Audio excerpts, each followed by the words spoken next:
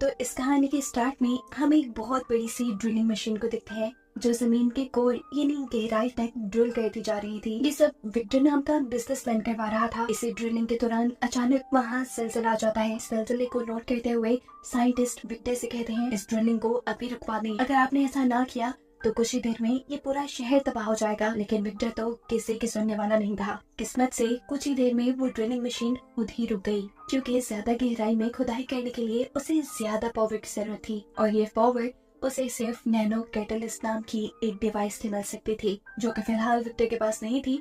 इसीलिए विक्टर अपना ये प्रोजेक्ट यही रुकवा देता है और सबको ऑर्डर देता है नैनो कैटलिस्ट को ढूंढने का। नैनो कैटलिस्ट असल में एक बहुत ही ताकतवर डिवाइस है जिसे विक्टर के साइंटिस्ट ने ये डिजाइन किया था, पर वो किसी गलत हाथों में ना लग जाए इसलिए उन्होंने डिवाइस बनाकर छुपा दी, जिसे अब ये लोग ढूंढने वाले थे। सीन कट होकर हम देखते हैं कि विक्टर की कंपनी में दो आदमियों को विक्टर की गैराज में एक बहुत ही पुरानी कार मिली है। उनको लगा कि किसी को इतनी पुरानी कार के बारे में क्या पता होगा, इसलिए वो चुपके कंपनी से ये कार बेच देते हैं। दूसरी तरफ हम मिलते हैं डोनाल्ड से। इस मूवी का मेन कैरेक्टर वो कॉलेज में पढ़ता है और इसके साथ उसका अमीर दोस्त मैक्स भी है। डोनाल्ड को कार्स का क्रेज है। वो अपने लिए एक न्यू मॉडल कार खरीदना चाहता है, लेकिन क्योंकि उसके पास इतने पैसे नहीं इसलिए वो ऐसा नहीं कर पाता। आज मैक्स उसे चलाने के लिए अपनी न्यू मॉडल कार देता है। वो इस चीज से ही खुश हो गया, लेकिन बुरा उसे तब लगा जब मैक्स उसे ड्राइवर की तरह छोड़कर अपनी क्लास फेलो के साथ कार की बैक सीट पर जा बैठा। इस लड़की का नाम था नताशा और डोनाल्ड भी नताशा को पसंद करता था। खैर अब वो घर आता है और कंप्यूटर पे कुछ गाड़ियाँ सर्च करने लग जाता है, लेकिन ये सब की सब इतनी महंगी थी कि उन्हें लेने में उसे सालों लग जाते। वो सोच आता है। इसके बाद सुबह होने पर उसकी छोटी बहन उसे सिर्फ कार देते हुए उठाती है, क्योंकि आज डोनाल्ड का बर्थडे था। बर्थडे गिफ्ट के तौर पर डोनाल्ड के डैड उसे एक कार गिफ्ट करते हैं, जिस कार को देखकर डोनाल्ड ज्यादा खुश नहीं हुआ, क्योंकि ये एक पुरानी मॉडल की कार थी। असल में ये वही कार है जो विक्टर की एम्प्लॉयज ने बेच दी थी। वो अपने डैड को उदास नहीं कर सकता था, इसलिए वो इस कार से कॉलेज के लिए निकल जाता है। पर वो जानता था कि अगर वो इस कार से कॉलेज गया तो उसका कॉलेज में बहुत मजाक बन जाएगा, इसीलिए बस स्टैंड पे उसने इस कार को पार्क करके बस के जरिए कॉलेज जाने का डिसाइड किया। लेकिन एक बूढ़े आदमी की मदद करने के चक्कर में उसकी बस छूट गई। ऐसे कॉलेज पहुंचने में उसे देर हो गई। कॉलेज जाकर पता चला आज तो बहुत इम्पोर्टेंट लेक्चर था। शहर के बहुत बड़े बिजनेसमैन विक्टर उन्हें यहाँ लेक्चर देने के लिए आए थे। डोनाल्ड क्लास में आकर उनसे कहता है आई एम सॉरी, असल में बस स्टैंड पे किसी की मदद करने के चक्कर में मैं खुद लेट हो गया। उसके बाद सुनकर विक्टर सबसे कहते हैं अगर मैं कहूँ कि तुम लोगों ने बगैर किसी की मदद किए मेरी क्लास में टाइम में पहुँचना है और मैं तुम्हें इसके बदले $1,00,000 दूंगा तो कौन कौन आएगा। सारे हाथ खड़ा कर लेते हैं सिवाय डोनाल्ड के। अब विक्टर डोनाल्ड की तरफ सवालिया नजर से देखता है तो डोनाल्ड कहता है अगर मैं ये कहूँ कि मैं आइंदा कभी किसी की मदद नहीं करूंगा तो क्या आप मुझे $1,00,000 देंगे। उसका सवाल सुनकर सभी हैरान हो गए। विक्टर ने गुस्से में अपनी पॉकेट से 1,00,000 का बंडल निकाला और टेबल पे रखकर क्लास छोड़कर चले गए। डोनाल्ड जान गया था कि उन्हें गुस्सा आया है इस बात से, इसलिए वो उनके पैसे लेकर उनके पीछे पीछे जाता है। जिस टाइम विक्टर और डोनाल्ड आपस में बातें कर रहे थे उस टाइम डोनाल्ड देखता है कि मैक्स यानी उसका दोस्त नताशा को अपनी महंगी कार में लेकर कहीं जा रहा था। वो क्या देख रहा था ये विक्टर भी नोटिस कर लेते हैं और उससे कहते हैं जाओ इन पैसों से तुम ऐसी ही महंगी कार खरीद सकते हो। कार खरीदने के बाद तुम इस लड़की को भी इम्प्रेस कर पाओगे। लेकिन मैं तुम्हें कुछ बताना चाहता हूँ, मैंने सब कुछ जीरो से स्टार्ट किया था, तभी मैं यहाँ तक पहुँचा हूँ। पैसे कमाने की शुरुआत मैंने फूल बेचने से की थी। ये कहते ही विक्टर का असिस्टेंट उसके हाथ से पैसे ले लेता है। विक्टर के इस आइडिया को डोनाल्ड अपने पल्ले से बांध लेता है और फिर अपनी उस पुरानी कार के जरिए ही फूलों की डिलीवरी का काम शुरू कर देता है। लेकिन इस काम में भी उसने काफी सारी मुश्किलों का सामना किया, जैसे एक से ट्रैफिक की वजह से वो डिलीवरी टाइम पर नहीं कर पाता था, तो कभी लोग उसे पैसे बहुत कम देते थे। सीन कट होकर हम विक्टर को देखते हैं जो अपनी कंपनी में नैनो कैटलिस्ट की तलाश में था। उसे कंपनी के एक मैप से पता चलता है कि नैनो कैटलिस्ट उसके साइंटिस्ट ने एक कार में छुपा के थे और वो कार उसकी एम्प्लॉयज ने बेच दी है। कार बेचने वालों को विक्टर अच्छी सजा देता है। उसके बाद अपने एक खास आदमी ब्रायन को उस कार को ढूंढने का काम दे देता है। इस टाइम डोनाल्ड जो अपने डैड के साथ अपने फूलों की डिलीवरी करने के लिए निकला था, तब विक्टर के लोग उसकी गाड़ी के पीछे पड़ जाते हैं, क्योंकि उन्हें शक था कि इसी गाड़ी के अंदर नैनो कैटलिस्ट है। यही करीब रोड पर एक चोर किसी लड़की का हैंडबैग चुरा कर भागने लगता है। इस बात से अनजान कि डोनाल्ड की गाड़ी के पीछे कोई लगा है, डोनाल्ड के डैड गाड़ी रुकवाकर उस लड़की की मदद करने के लिए उस चोर को पकड़ते हैं और उसकी पिटाई करते हुए उस लड़की का बैग बचा लेते हैं। डोनाल्ड अपने डैड की इस हरकत से नाराज हुआ। वो अपने डैड से कहता है आप भी कमाल करते हैं, इस दौर में दूसरों की लड़ाई में टांग अड़ाकर अपनी क्यों जान मुसीबत में डालते हैं। डोनाल्ड की नेगेटिव बातों को सुनकर डोनाल्ड के डैड को बहुत बुरा लगा, इसलिए वो रास्ते में ही डोनाल्ड की गाड़ी से निकल गए। डोनाल्ड अपनी गाड़ी आगे बढ़ा लेता है और फिर नोटिस करता है कि कोई उसकी गाड़ी के पीछे पड़ा है। उसे लगा कि शायद ये उसी चोर के गैंग वाले होंगे जिस चोर की पिटाई अभी उसके डैड ने की थी। इससे पहले कि डोनाल्ड अपनी कार समेत इन लोगों के हाथ लगता, घबराहट में डोनाल्ड से कार का एक ऐसा बटन दब जाता है जिसकी वजह से उसकी कार हवा में उड़ने लग जाती है। डोनाल्ड, जो कि कार के इस फीचर के बारे में जानता ही नहीं था, वो बुरी तरह डर जाता है। उसकी गाड़ी किसी जेट प्लेन की तरह हवा में उड़ रही थी और ये चीज विक्टर के लोग भी नोटिस कर चुके थे। डोनाल्ड से ये आउट ऑफ कंट्रोल होती हुई कार एक बिल्डिंग में जाकर क्रैश लैंड होती है और डरते हुए वो उस कार को उसी बिल्डिंग में छोड़कर वहाँ से बाहर भाग जाता है। यहाँ विक्टर के लोग जब उस कार के उड़ने की खबर विक्टर को बताते हैं तो विक्टर कहता है, अरे उन साइंटिस्ट ने नैनो कैटलिस्ट से सिर्फ वो कार उड़ाई है, उससे अच्छा इस्तेमाल तो मैं नैनो कैटलिस्ट का करूंगा। जाओ जाकर वो कार ढूंढो और उसमें से नैनो कैटलिस्ट निकाल लाओ। यहाँ एक वक्त पर डोनाल्ड को अपनी कार में से एक बहुत पुरानी ऑडियो रिकॉर्डिंग और एक तस्वीर मिली थी। डोनाल्ड जब इस ऑडियो रिकॉर्डिंग को सुनता है तो उसे 3 साइंटिस्ट के नाम पता चलते हैं। इन साइंटिस्ट का नाम था माइकल, माया और पीटर। इन तीनों ने ही मिलकर नैनो कैटलिस्ट बनाकर ये कार उड़ने की काबिल बनाई थी। इंटरनेट पे सर्च करने पर डोनाल्ड को पता चलता है कि पीटर और माया दोनों ने शादी कर ली है, इसीलिए वो एक जर्नलिस्ट बनकर उनके घर जाता है उनका इंटरव्यू लेने के लिए। बातों बातों में वो किसी तरह कार वाला टॉपिक निकाल लेता है और ये साइंटिस्ट उन्हें बताते हैं कि उस कार के अंदर 2 रॉकेट लगे हैं और साथ ही एक नैनो कैटलिस्ट नाम की डिवाइस भी। नैनो कैटलिस्ट गाड़ी में मौजूद आम फ्यूल को नैनो फ्यूल में बदल देती है, जिसकी वजह से ये गाड़ी उड़ पाती है। माया डोनाल्ड को इस गाड़ी का मैनुअल निकाल कर देती है जो उन्होंने खुद लिखा था और साथ ही वो डोनाल्ड को ये भी बताती है कि अगर कभी इस गाड़ी में से नैनो कैटलिस्ट निकाल भी लिया जाए तब भी इस गाड़ी में इतने नैनो कैटलिस्ट स्टोर रहती है कि इस गाड़ी को आराम से आधा घंटा तक और उड़ाया जा सकता है।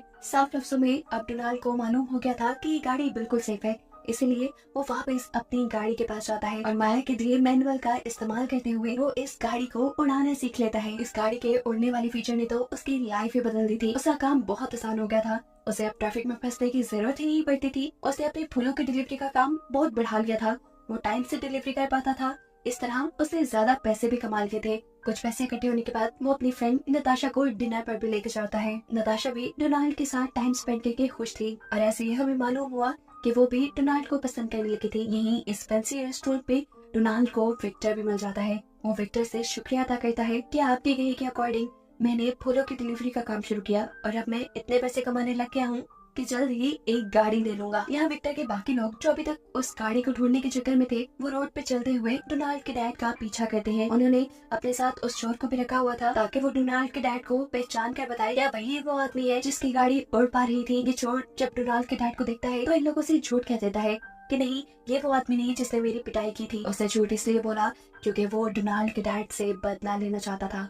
इन सब के जाने के बाद वो डोनाल्ड के डैड को चाकू मारकर भाग गया। डोनाल्ड के डैड की हालत खराब होने लगी। यहाँ से गुजरती हुई औरत उसे रेस्क्यू करने की कोशिश करती है, लेकिन वो तो खुद पैदल थी। उसे किसी और से मदद लेने के लिए रोड की तरफ जाना पड़ता है। मजेदार ये बात थी कि इस रोड पर डोनाल्ड ही था। ये औरत उससे कहती है, प्लीज वहाँ एक आदमी मर रहा है, मेरी मदद करो। और यहाँ गुस्से में आया डोनाल्ड उसे कह देता है, अगर वो मर रहा है तो रेस्क्यू को बुलाओ ना, मैं उसकी क्या मदद करूँ। उसने इस औरत की मदद से इनकार तो कर दिया, लेकिन कुछ ही देर बाद उसे एहसास हुआ कि उसने काफी गलत कर दिया था, क्योंकि जब एम्बुलेंस आई और एम्बुलेंस में उस मरने वाले आदमी को लिटाया गया तो डोनाल्ड ने पहचान लिया कि ये कोई और नहीं बल्कि उसके डैड थे। अब उसे एहसास हुआ था कि उसने कितनी बड़ी गलती कर दी थी। उसे इस चीज का रिग्रेट होने लगा था। अपने इस रिग्रेट को दूर करने के लिए वो अपने घर की सारी जिम्मेदारी उठा लेता है और अपने आप से वादा करता है कि अब वो किसी की मदद को इनकार नहीं करेगा। अपनी उड़ती हुई कार से वो सब लोगों की मदद करना शुरू कर देता है। शहर में होने वाली चोरियां रोकता है, लोगों को टाइम पे हॉस्पिटल पहुंचाकर उनकी जान बचाता है,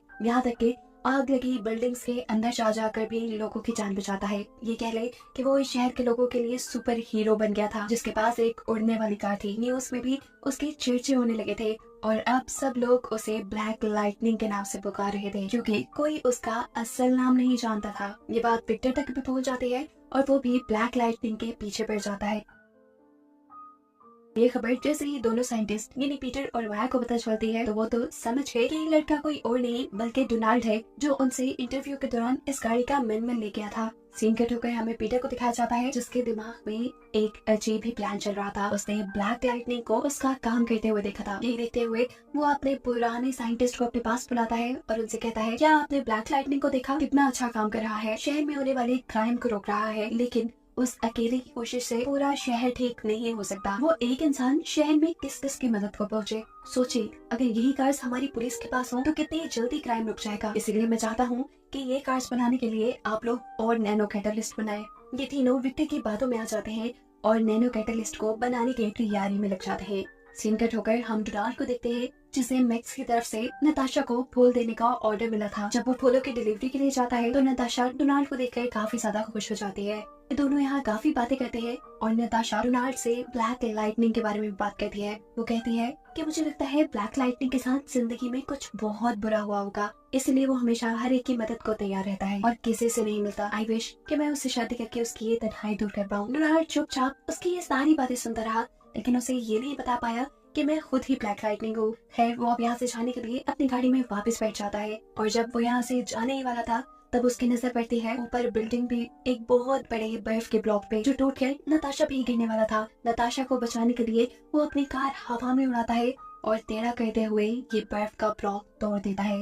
गाड़ी के टेढ़ा होने पर उसमें मौजूद फूल भी कुछ नीचे गिर गए। जिन फूलों को जब नताशा ने उठाकर देखा तो उसके ऊपर मैक्स का नाम लिखा था। उसे लगा कि शायद ब्लैक लाइटनिंग मैक्स ही है। उसे ब्लैक लाइटनिंग पे इतना क्रश था कि वो बिना सोचे समझे मैक्स को ब्लैक लाइटनिंग समझकर प्रपोज भी कर देती है। मैक्स भी नताशा की गलतफहमी दूर नहीं करता और ब्लैक लाइटनिंग का यानी डोनाल्ड का सारा क्रेडिट खुद ले लेता है। साथ ही वो नताशा से ये भी कहता है, तुम प्लीज किसी को मत बताना कि मैं ही ब्लैक लाइटनिंग हूँ। यहाँ घर पर हम देखते हैं कि डोनाल्ड आज न्यू ईयर सेलिब्रेशन के लिए तैयारी कर रहा था, क्योंकि आज उसने नताशा को अपने घर पे इनवाइट किया था। वो अपनी मॉम को बताता है कि वो आज नताशा को प्रपोज करना चाहता है। ये बात सुनकर उसकी मॉम भी बहुत ज्यादा खुश हो जाती है और उसे एक डायमंड का पेंडेंट देती है। यही से अब सीन कट होकर हमें विक्टर की साइंस लैब का सीन दिखाया जाता है, जहाँ पर सारे साइंटिस्ट मिलकर नैनो कैटलिस्ट बनाने की तैयारी में थे। जबकि दूसरी तरफ विक्टर अपने लोगों से मीटिंग कर रहा था। यहाँ उसकी मीटिंग में होने वाली बातें माइकल नाम का साइंटिस्ट सुनने लगा और उसे मालूम हुआ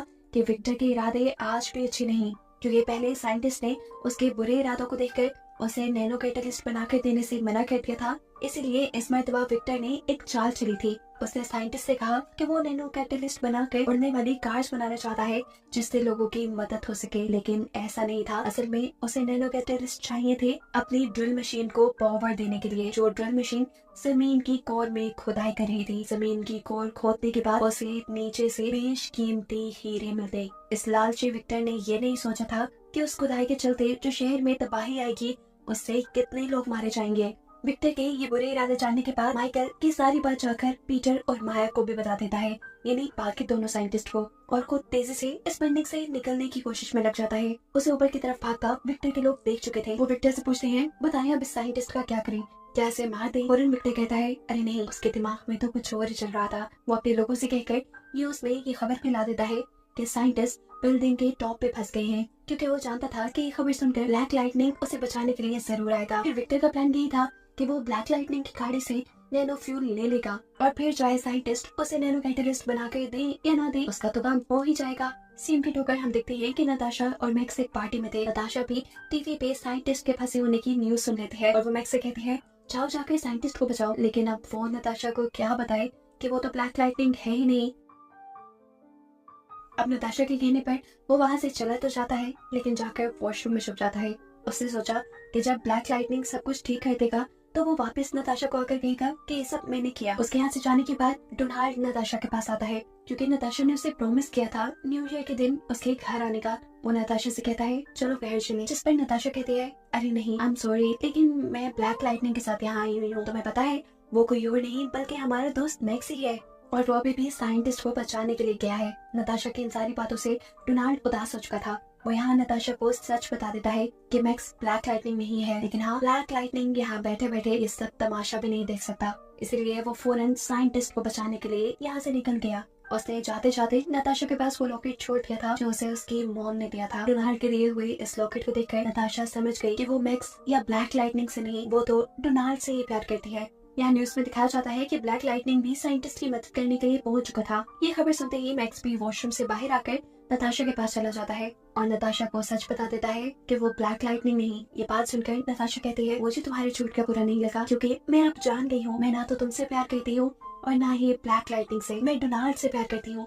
ये कहते ही वो वहाँ से चली गई। वो फौरन अब डोनाल्ड को कॉल करके उसे ये सब बताना चाहती थी जबकि डोनाल्ड तो इतनी बड़ी मुसीबत में फंसा था। वो जैसे ही साइंटिस्ट को बचाने के लिए उनके पास पहुंचा, तभी विक्टर भी अपनी दूसरी उड़ने वाली कार से हवा में आकर उसकी कार को धक्का दे देता है। डोनाल्ड जो इस हमले के लिए तैयार नहीं था, उसकी गाड़ी डगमगा जाती है, जिसपे वो कंट्रोल करने की कोशिश तो करता है, लेकिन इतने में विक्टर उसकी गाड़ी के अंदर से नैनो कैटलिस्ट निकाल चुका था, जो निकलते ही उसकी गाड़ी आउट ऑफ कंट्रोल होकर नीचे पानी में गिर जाती है। पानी में ही उसके पास नताशा की कॉल आई। उसने कॉल रिसीव कर ली और नताशा ने उसे जल्दी से बताया, तुम घर आ जाओ, तुम्हारी मॉम तुम्हारा वेट कर रही है। यही बातों ही बातों में नताशा उससे कन्फेस भी कर लेती है कि मैं तुमसे ही प्यार करती हूँ। उसका ये कन्फेशन सुनकर मरते हुए डोनाल्ड को भी जैसे जीने की उम्मीद हुई। उसे याद आया कि साइंटिस्ट माया ने उसे बताया था कि अगर उसकी कार से नैनो कैटलिस्ट निकाल भी लिए जाएं, तो फिर भी उसकी कार में इतने नैनो कैटलिस्ट होंगे कि उसकी कार आधे घंटे तक उड़ पाए। बस फिर क्या था, अगले पल